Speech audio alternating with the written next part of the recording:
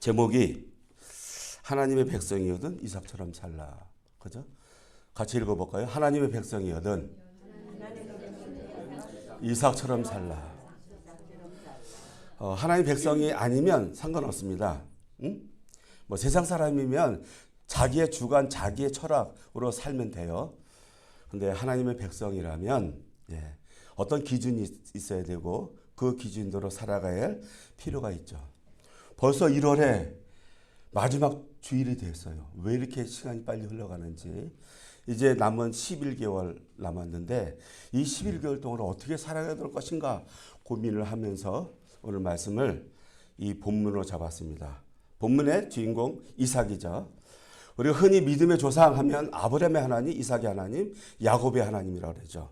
그런데 이 아브라함의 하나님은 만민에게 복을 주는 사명, 그 아브라함은 사명으로서의 부각되는 그 삶을 살았고, 야곱은요 하나님의 은혜로서의 그 인간된 모습을 보여주는 이제 예표이죠, 모형이죠. 여러분 뭐 야곱 알다시피 욕심 많잖아요, 그죠?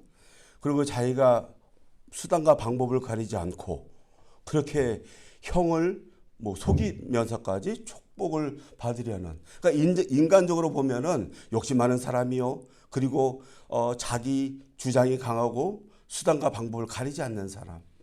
그 야곱의 하나님은 한마디로 하나님의 은혜가 필요한 그런 모습으로서 이제 야곱을 이제 등장시키고 있는데, 오늘 이 이삭은요 하나님 백성이라면 어떻게 살아야 될 것인가를 그 이삭이 삶 가운데 보여주세요.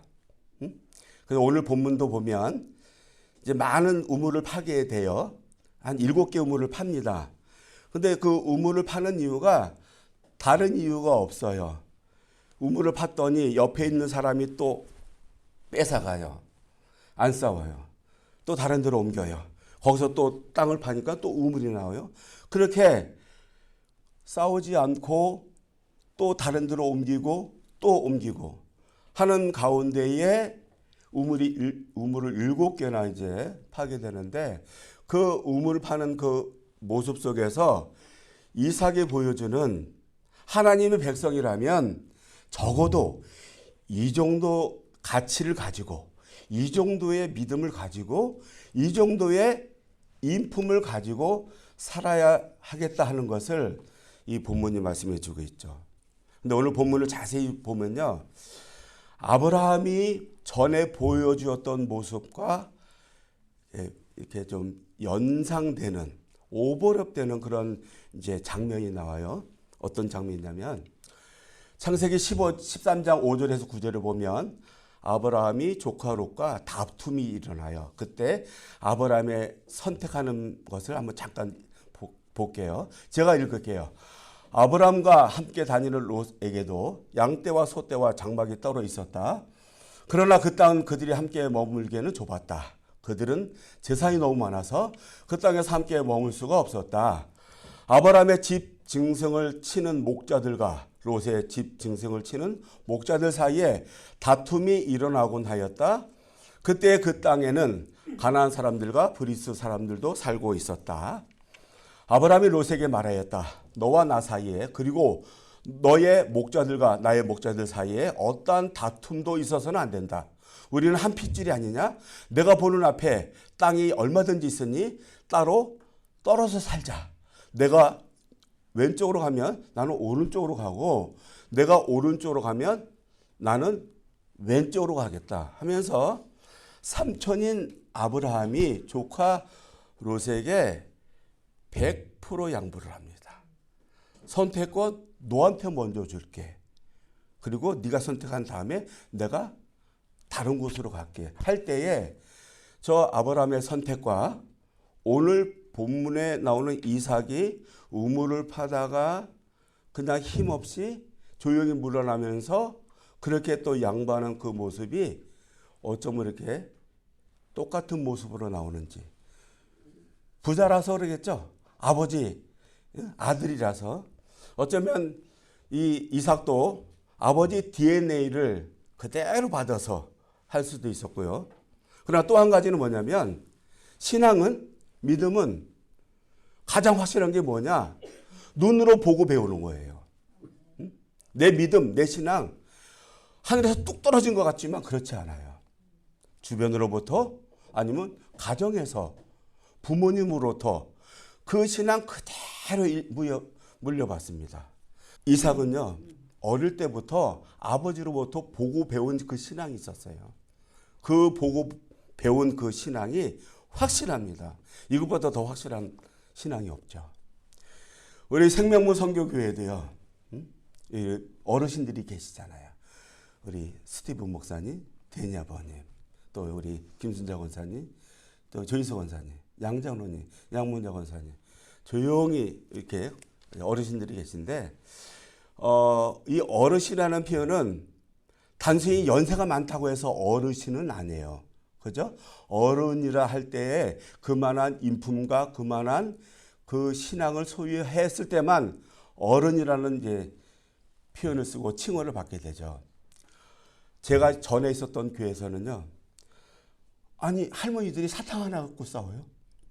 응? 밥 가지고도 싸워요. 내 밥을 이렇게 적게 줬느냐고. 근데 그런 거는 이제 나이가 있어도 이제 어른은 아니죠. 제가 우리 어르신들 얘기 좀 한번 해보려고요. 우리 어르신들. 우리 교회에서 제일 조용하신 분들이세요. 조용히 계세요. 응? 있는 듯 없는 듯 그렇게 조용히 계시는데, 근데 우리 어르신들 몇몇들을 보면 만만치 않으신 분들이세요. 왕년에 한가득 했던 사람들이세요. 응? 그런데 교회에서의 모습을 보면요, 절대 잡음이 없으세요. 뭐 이분들이 싸울 줄 몰라서요? 성질이 없어서요? 아니죠. 인생을 살아보니 신앙에 열린이 있던 거예요. 삶에 열린이 있는 거예요. 산전수전 다 겪으신 분들이죠. 그러니까 모난 부분들이 다 깎여 내려간 거예요. 바닷가의 조약들처럼 반들반들하시죠.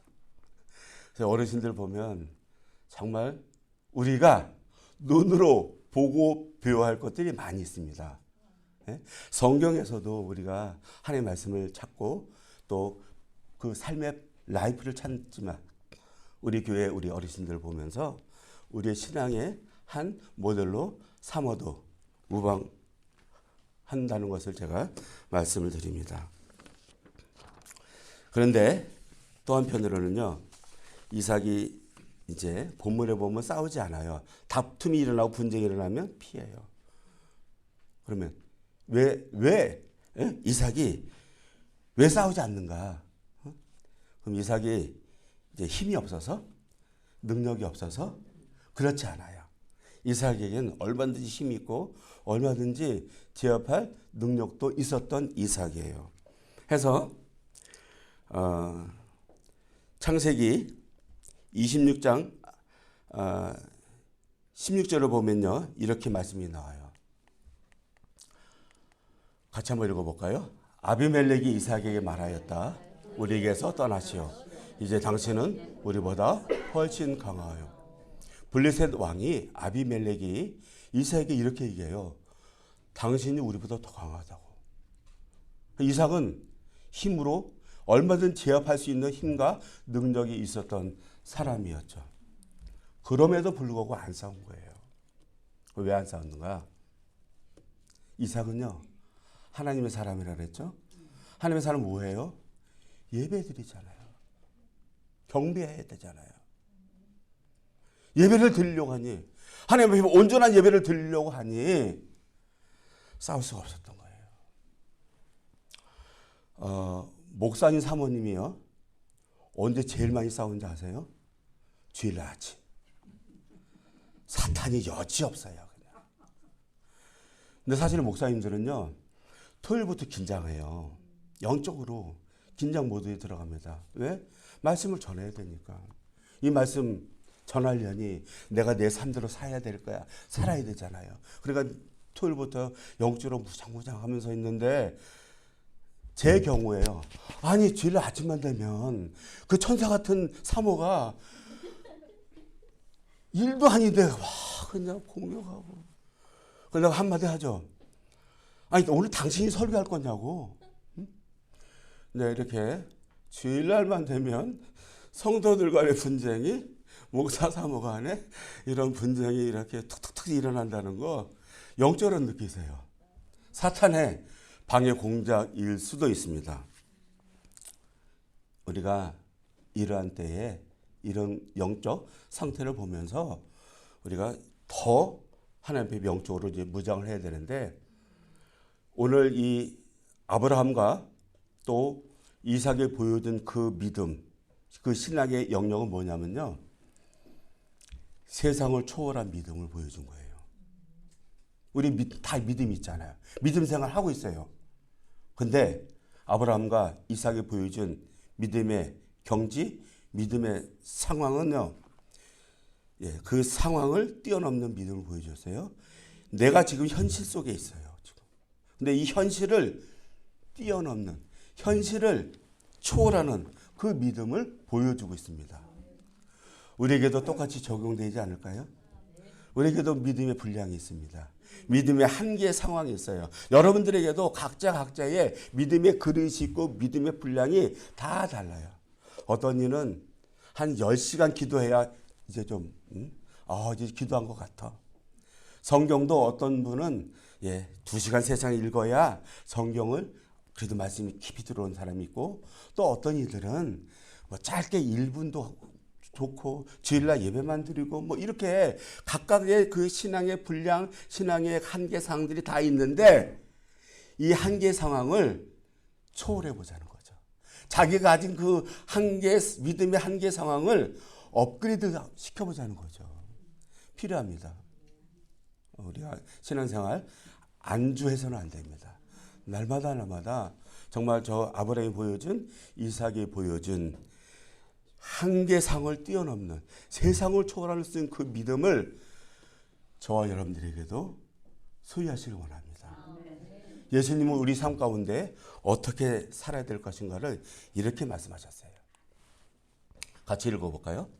눈은 눈으로, 이는 이로 갚아라. 말한 것을 너에게 들었다.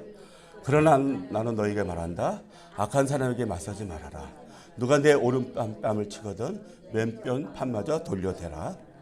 너를 걸어 고소하여 내 속을 가지려고 한 사람에게는 고도까지도 내어주어라. 누가 너더러 억지로 우리를 가게 하거든 심리를 같이 가져오라. 내게 달라는 사람에게는 주고 내게 꾸려고 하는 사람을 물리치지 말아라. 자, 보세요. 정말 이 말씀, 우리가 우리 삶 속에서 저 말씀대로 살아가기가 쉬울까요? 어려울까요? 응? 사실은 우리가 늘 우리의 일상의 모습은요, 눈은 눈으로 해요. 이는 이로 갚아요. 나한테 지금 인사를 안 해? 나 다음에 나도 인사 안 하지. 보통 이제 그럴 텐데, 우리 그러지 말라는 거예요, 예수님이. 하나님 백성이라면 적어도 저렇게 살라고 하는데 참 쉽지 않잖아요. 응? 악한 사람에게 맞서지 말라는데 누가 나를 오른뺨을 치는데, 우리 여러분들 중에 제가 갑자기, 죄송합니다, 이정환 사님, 오른뺨 팍 때렸는데 목사님 왼쪽도 대주세요. 하실까? 할 줄로 믿습니다. 이렇게 살을 해요. 너를 걸어서 고소하고, 고소까지 내주고, 억지로 오리를 가자면 힘들어 가고. 저게 어렵잖아요. 힘들잖아요. 근데 예수님이 왜 저렇게 우리에게 저렇게 살라고 말씀하시죠?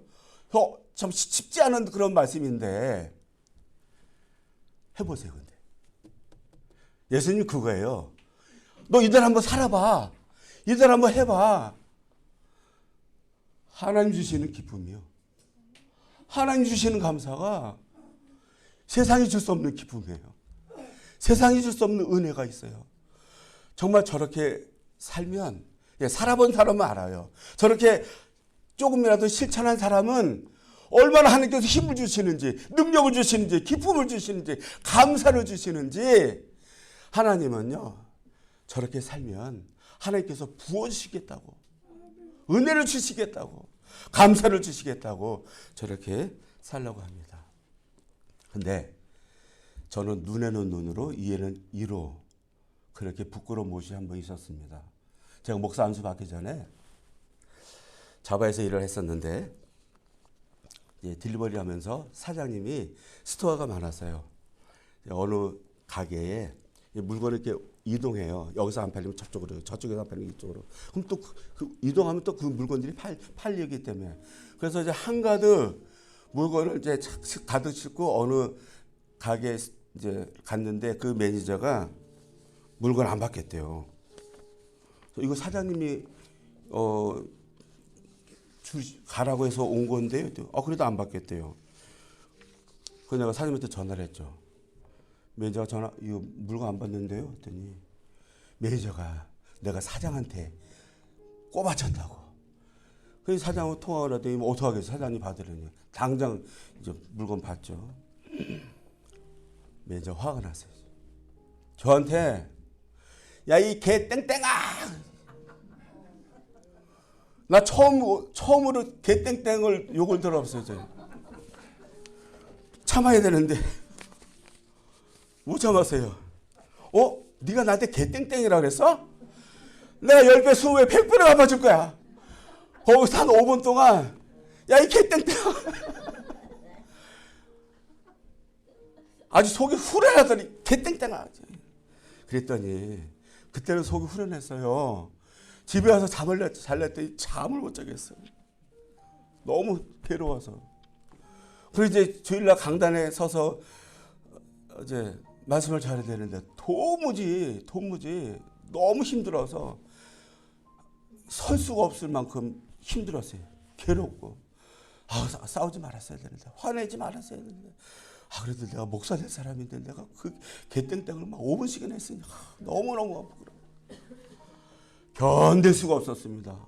정말 이 사망의 몸에서 누가 나를 건져내라, 그러한 상황 속에서 새벽에 찬송가가 들려오는 거예요. 이 찬송가에 제가 정말 죄의 씻음을 받은 것 같아요. 어떤 찬송가였냐면 이 찬송가였었어요.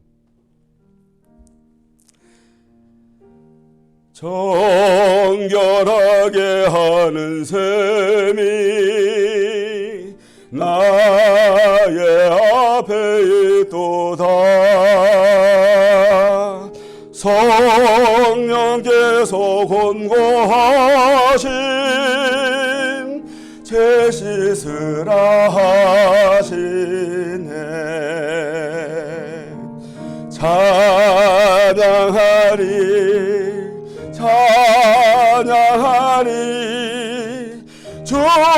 죽임당한 어린 양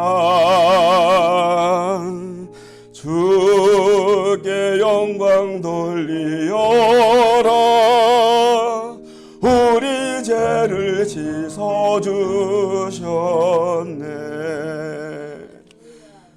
이 찬송 부르면서 정말 회개의 눈물이 흐르고 정말 주님만이 내 죄를 씻을 수 있다는 그 은혜로 제가 그 죄 씻음 받은 그런 기억이 납니다. 여러분들도 예배를 드리잖아요. 예배를 한 번만 드려요? 목요일도 예배 드리죠. 새벽에도 새벽 가서 예배를 드리죠. 이삭은 내 하나님의 은혜를 소멸하지 않으려고, 내가 하나님 앞에 온전한 예배를 드리려고 안 싸운 거예요. 여러분, 우리 생명문 선교교회 안에서도 이것만 생각하자고요. 내 신앙생활의 한계 상황을 뛰어넘자. 내 신앙을 업그레이드 시키자. 그리고 정말 하나님이 주신 은혜를 소멸하지 않으려고 하나님 앞에 온전한 예배를 드리기 위해서 다투지 않겠다고, 싸우지 않겠다고. 가정에서, 직장에서, 교회에서는 그래도 얼마든지 해요. 응? 교회에서는. 근데 우리 삶 속에서, 직장에서, 일하는 곳에서 쉽지 않습니다. 그러나 주님께서 원하시는 하나님의 백성이라면 이렇게 살아야 한다는 것을 오늘 본문이 말씀해 주시는 줄 믿습니다. 예배가 먼저냐 화해가 먼저냐, 그죠? 예배가 먼저냐 화해가 먼저냐 고민되잖아요. 예수님이 이렇게 말씀하세요. 같이 읽어볼까요? 그러므로 내가 제단에 제물을 드리러 가다가 내 형제나 자매가 내게 어떤 원한을 분고했다는 생각이 나거든. 너는 그 제물을 제단 앞에 놓아두고 먼저 가서 내 형제나 자매와 화해하라. 그런 다음에 돌아와서 제물을 드려라. 내 마음이 고추장을 담고 있는데, 내 마음이 된장을 담고 있는데 예배가 주님 앞에 온전히 드려질까요? 예수님 그걸 아신 거예요. 마음속에 어떤 원한이나 불평이나 불만이 있으면 이때 대냐본이 와서 이제 설교하시면 됩니다. 원망, 불평 갖지 말자고. 그리고 그 형제와 가서 화해를 하라고. 그러니까 예배가 사실은 예배보다 화해가 더 중요하다는 사실을, 예배보다 화해가 더 우선순위에 있다는 것을 제가 얘기하는 것도 아니에요. 목사님이 얘기하는 것도 아니에요.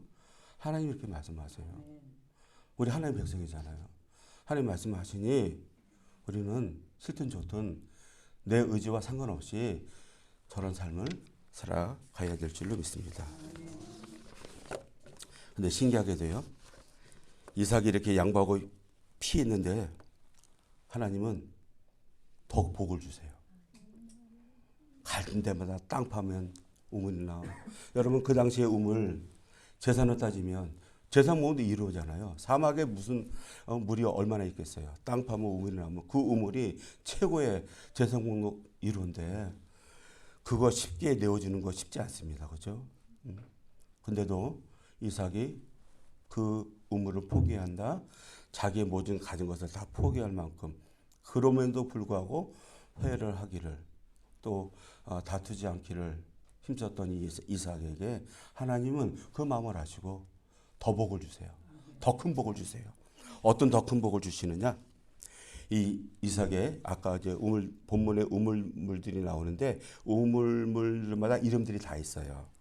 20절에 보면 그 우물이 에색이라는 우물인데 에색은 다툼이라는 뜻으로 나타나요. 그리고 이제 21절에 신나라는 우물이 있는데 이 신나는 대적을 한다는 뜻이에요. 그리고 22절에 보면 이제 싸우지 않아요.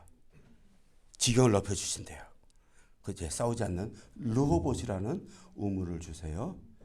마지막으로 25절을 보니까 브엘세바의 우물을 주세요. 하나님이 이삭에게 점점 더 영적으로 부요한, 영적으로 점점 더 축복해 주시는 장면이 우리 인생의 단면을 보듯이 우리가 성화의 단계를 살아가면서 하나님께서 주시는 그 은혜들을 상징적으로 보여주고 있습니다. 창세기 26장 25절은요 이렇게 말씀하고 계세요. 같이 읽어볼까요? 이삭이 그곳에 제단을 쌓고 주님의 이름을 부르며 예배하였다.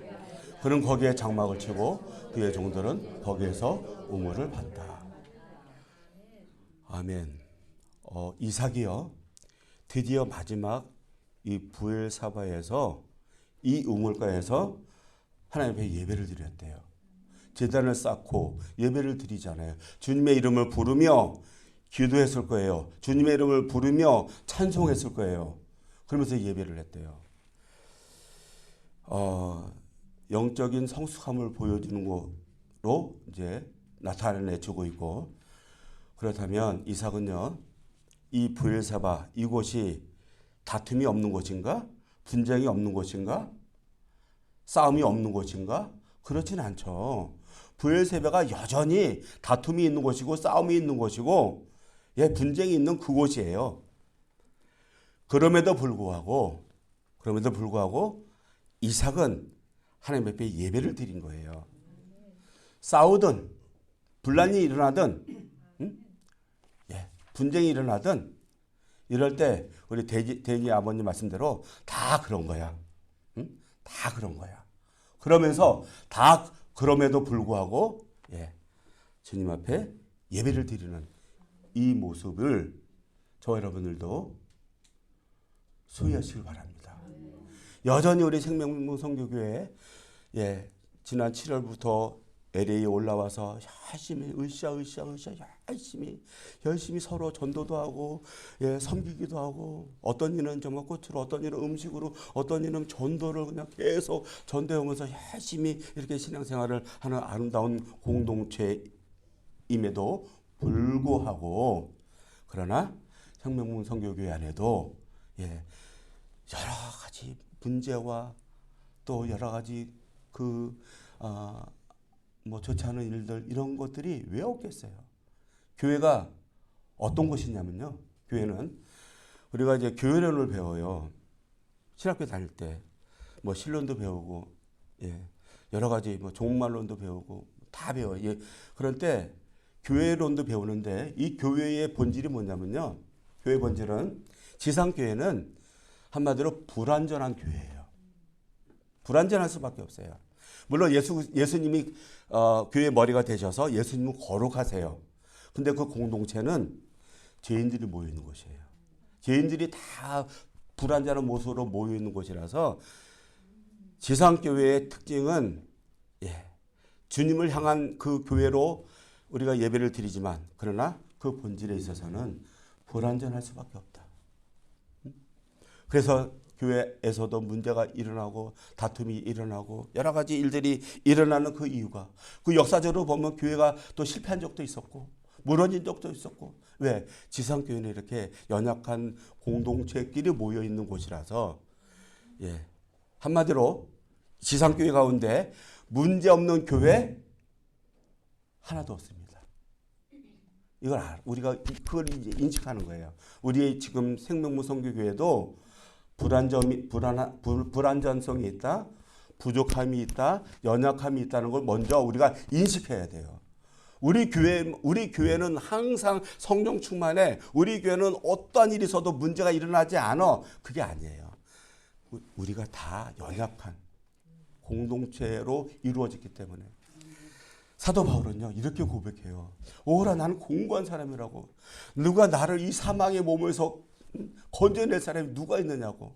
내 마음에 두 가지 법이 있는데 하나는 하나님의 법을 따르려는 그 법이 있고 또 한편으로는 그 하나님의 법을 따르려는 그 반대편에서는 죄를 따라가는 그 두 마음이 속에서 싸우고 있다고. 그러면서 결국은 하나님 앞에 이렇게 고백을 해요. 로마서 8장 28절을 보면 우리가 알거니와 하나님을 사랑하는 자 곧 그 뜻대로 부르심을 입은 자들에게는 모든 것이 합력하여 선을 이루느니라. 역설적인 표현일지 모르겠지만 우리 교회 안에 어떤 분쟁이 있거나 문제가 있거나 당연한 겁니다. 다른 교회도 마찬가지고 교인의 숫자가 많고 적음에 따르지 이런 걸 끌어안고 가는 거죠. 그런데 이것이 합력하여 선을 이루게 될 날이 올 줄로 믿습니다. 이게 하나님의 주시는 사도 바울이 교회를 향한 그 원리를 이렇게 발견한 것이죠. 말씀의 결론을 맺겠습니다. 이삭은요, 왜 이렇게 하나님 앞에 철저하게 말씀대로 그리고 삶 속에서 믿음을 보여줬는가? 그 이름에 있어요. 이삭 이름에 그 비밀이 담겨져 있어요. 여러분 아시죠? 이삭의 이름의 뜻, 웃음.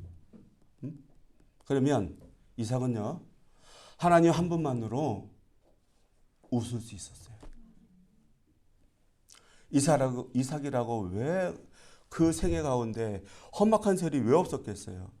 힘든 일이 왜 없었겠어요? 정신적으로 무너질 그런 날이 왜 없었겠어요? 그럼에도 불구하고 이삭은 하나님 한 분만으로 나는 웃을 수 있다. 이걸 보여준 거예요. 여러분들도 신앙생활하면서 우리가 지금 하나님 나라를 건설해 가고 있어요. 한 가지, 나는 하나님으로 인하여 웃을 수 있다. 이렇게 고백하세요. 내가 하나님으로 인하여 난 소망이 있다. 내가 하나님으로 인하여 내 기쁨이 있다. 그렇게 공동체를 이루어 가는 겁니다. 이삭이 하나님을 신뢰한 결정적 계기가 있었어요. 언제였냐? 그림 하나 보여드릴까요? 저 렘브란트 화가가 그린 이삭의 희생이라는 그 그림인데 이제 하나님께서 모리아산에서 아브라함에게 아들 이삭을 바치라고 번제로 바치라 그럴 때 그래서 그 말씀을 이제 순종하는 거죠. 그래서 아브라함이 저 바위에 칼 있잖아요. 칼을 빼서 이삭을 죽이려는 그 순간에 천사가 딱 나타나서 스톱! 됐어 이제 여기까지야 하면서 저때 이삭이 살아계신 하나님을 체험해요. 그 본문이 이렇게 나오거든요. 같이 읽어볼게요. 시작. 이삭이 그의 아버지 아브라함에게 말하였다. 그 아버지하고 부르자. 아브라함이 얘야 왜 그러느냐 하고 대답하였다. 이삭이 물었다. 불과 장작은 여기에 있습니다마는 번제로 바칠 어린 양은 어디에 있습니까? 아브라함이 대답하였다. 얘야 번제로 바칠 어린 양은 하나님이 손수 마련하여 주실 것이다. 두 사람이 함께 걸었다. 저때 청년의 나이였는데 아버지가 번제로 자기 몸을 묶고 그래서 칼로 죽이려는 그 상황 속에 있었어요. 불과 장작이 있는데 근데 재물을 어린 양이 없네. 그래서 아버지한테 물어본 거죠. 어린 양이 어딨냐고. 너야. 네가 어린 양이야. 근데 하나님이 손수 어린 양 마련해 주실 거야. 여호와 이레잖아요. 이삭은 저 정면에서 여호와 이레 하나님을 체험합니다. 하나님이 나를 예비하신다. 하나님 나를 준비하신다. 이삭은 여호와 이레의 신앙으로 살아갔습니다. 저 신앙 속에서 흔들릴 수 없는 확고부동한 하나님만을 사랑하고 하나님께 절대 신뢰하겠다는 그 믿음이 자기 이름에 드러나 있습니다. 여러분, 하나님 이름으로 여러분들도 행복하시기 바랍니다. 하나님 이름으로 여러분들이 얼마든지 환한 미소를 지으시기 바랍니다. 비록 환경은 좀 어렵지만, 비록 환경은 지금 힘들지만, 그러나 이 한계상을 뛰어넘는 믿음을 주님께서 원하시고 그 믿음으로 살아갈 때 하나님께서 이삭에 주신 그 복을 저와 여러분들에게도 주실 줄로 믿습니다.